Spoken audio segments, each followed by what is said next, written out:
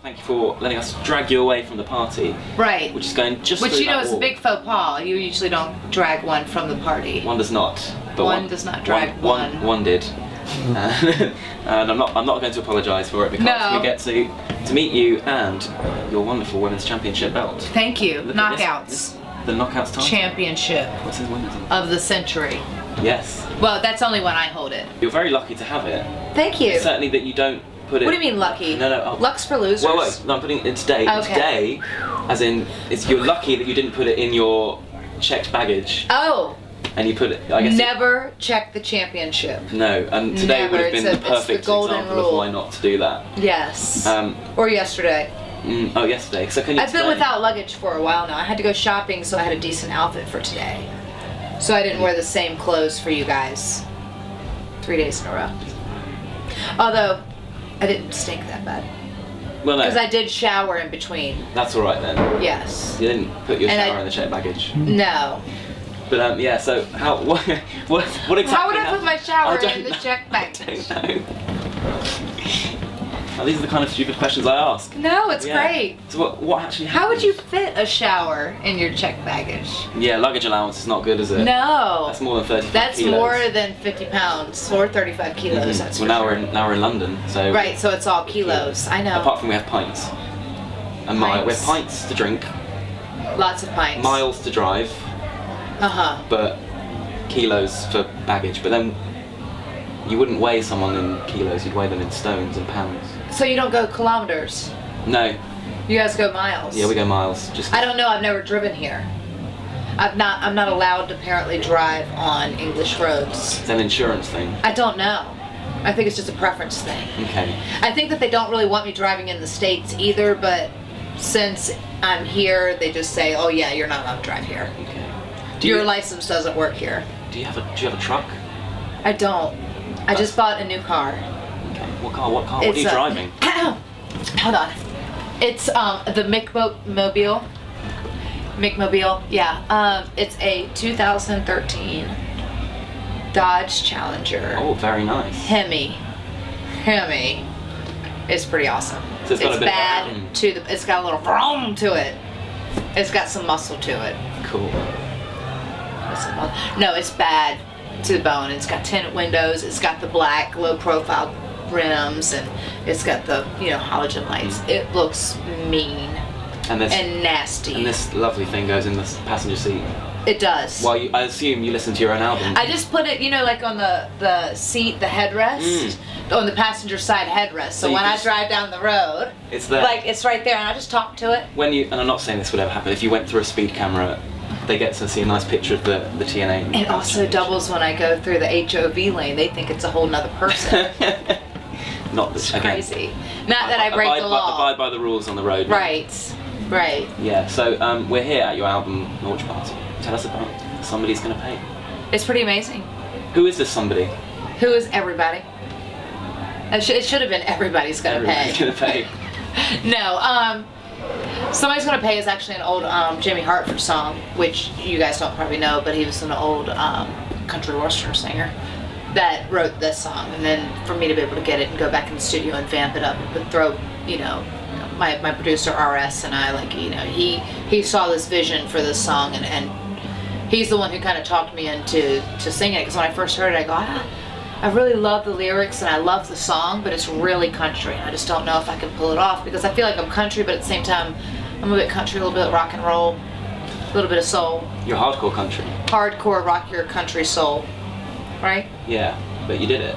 Yeah, and he did it, yeah. And I feel like, RS really got the best out of me with this album and throughout the thing, the release of the album, and obviously my other producer, Jamie Lee Thurston, which was weird to have two producers on one record, because then you're wondering how, is it going to mesh well, and is it going to, sound the same going back and forth, and I'm super happy with it. Like, it turned out amazing, and obviously that's that one song, and I also co-wrote, Best Damn Night, which I co-wrote with Jamie Lee Thurston, my first producer, and Porter Howell from Little Texas, and 80 Proof I wrote with my guitarist back home, Buck, and then Hardcore Country I co-wrote with Serge and Dale from TNA, and so to hear your own songs, to be able to stand toe-to-toe with the top songwriters in all of Nashville is pretty awesome. So yeah, so I heard you talking in the past through the little Q&A sessions. You're talking about the kind of the Nashville thing. And so you seem to be very excited to be able to go and work there. Oh God, I love Nashville. I think everybody should visit Nashville once, because it really, honestly, it has something for everybody. It's so eclectic, and like obviously it has that whole country music scene, but it's more than just country music. You know, it's like Elvis the Beast Studios, and you know, the history with the Parthenon, and just everything there is just amazing. It's so amazing. And there's like the artsy section, and obviously the touristy music section, but then there's like the really cool, like down to earth kind of vibe, and then shopping is incredible. It's just a great town. And it's like, it's weird because it's a big city, obviously, but it still has that small town feel, if that makes any sense. So, visit Nashville, Tennessee. Everybody go to Nashville, Tennessee. You will love it. You will move there, and you will live there forever. Forever. And ever. And start making wonderful country albums. Well, I hope not. Not everybody should be making country music albums. But no, even like, it's like weird because they have such amazing musicians there that people from all genres come, like rock musicians everywhere. They all come there to help, you know. It's either there, LA, or New York, you know, or...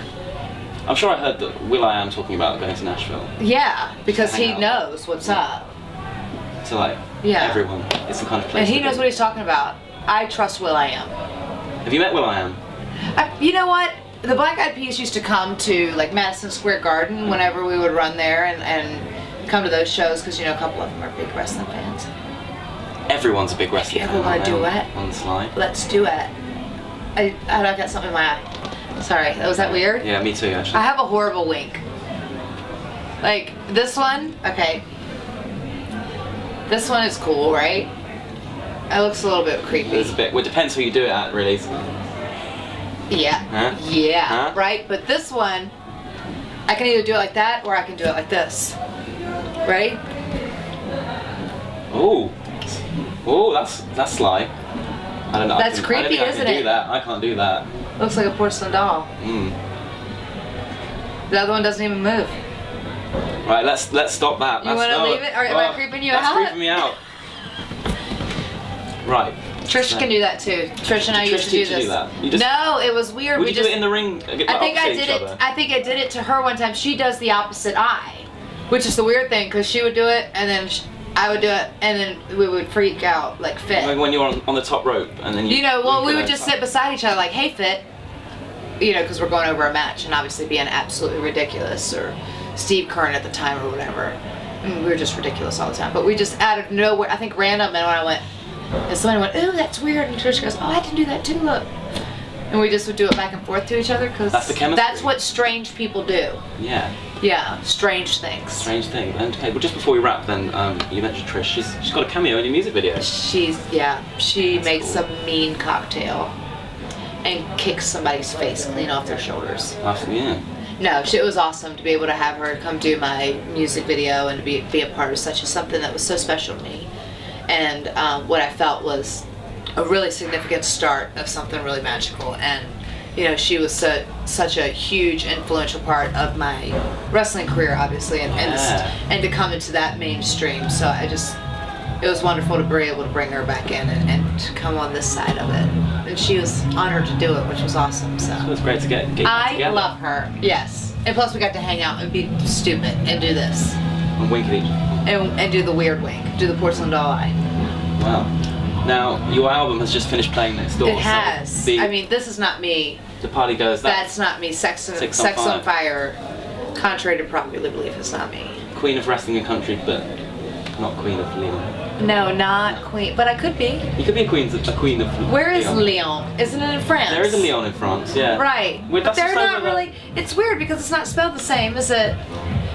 Leon with a Y. Yeah. Guys, you need to get it together. You did not spell Leon right. Well, I mean, I'm not in the Kings of Leon. But I'm saying when you talk to them, you tell them that I said. Oh, well, yeah, well, next time. When you talk to them, you tell them that I said, get it together. Okay, Mickie James says, get it together. Get it together. Thank you very much. Thank you.